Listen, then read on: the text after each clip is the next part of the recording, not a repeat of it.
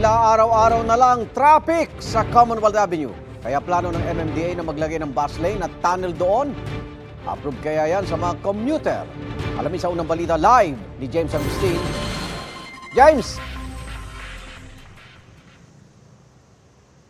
Gang, good morning. Iba-iba yung opinion ng mga nakausap nating pasahero kaugnay doon sa panukala ng MMDA na paglalagay ng bus lane at tunnel dito sa Commonwealth Avenue para kahit paano maibsan yung nararanasan nilang traffic. Wala nang araw talagang pinipili, oras yung traffic.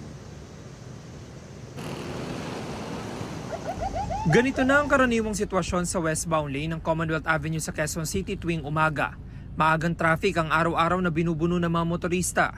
Naiipon ng mga sasakyan mula sa Elliptical Road hanggang Tandang Sora kapag rush hour. Ang mga pasahero naman kahit madaling araw pa lang, pahirapan na ang pagsakay. Kaya Sir Ernie naglalaan ng 1.5 oras sa biyahe para hindi malate sa kanyang trabaho. Pagka alanganing oras, halimbawa 5 na umalis sa bahay, nahihirapan na ako sumakay kasi marami ng tao dito at mahirapan na yung sakayan. Paano diskarte nyo? Nag-a-adjust lang ako ng oras para di ako malate. Ganyan din ang diskarte ng call center agent na si Jack.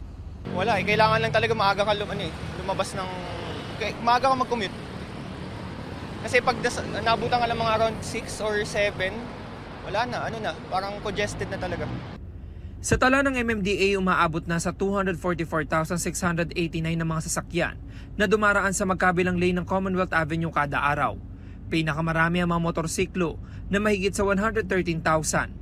Sinundan nito ng mga kotse na mahigit sa 99,000. Para maibsan ang traffic, dalawang panukalang pinag-aaralan ng ahensya. Kasama dyan yung paglalagay ng bus lane. Nag-usap kami ng Traffic Engineering Center natin. Ngayong linggo po ito, tinututukan nila yung Commonwealth. Ang isa sa mga inaaral ay maglagay po ng tunnel mula Commonwealth para diretso na sa East Avenue at sa Quezon Avenue. Iba-iba naman ang opinyon ng mga pasahero na aming nakausap.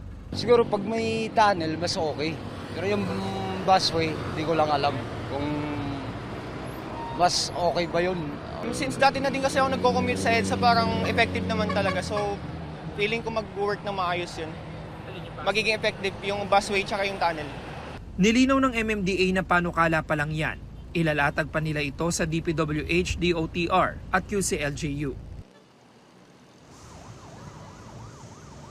Samantala, ganito yung City Road. Napakabagal na ng usad ng mga sasakyan. Siguro mga 30 minutos na yan na nararanasan. Ito yung araw-araw na kalbaryo ng mga pasahero at mga motorista na dumaraan dito sa Commonwealth Avenue. Nakipag-ugnayan tayo sa MMDA Metro Base. Wala naman daw silang namomonitor na anumang aksidente. At ang tail end nitong traffic na ito ay umaabot na dun sa bahagi ng Tandang Sora.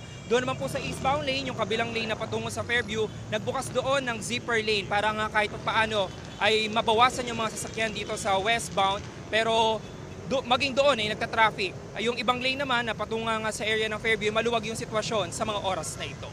Yan muna ilitas mula rito sa Commonwealth Avenue sa Quezon City. Ako po si James Agustin para sa GMA Integrated News.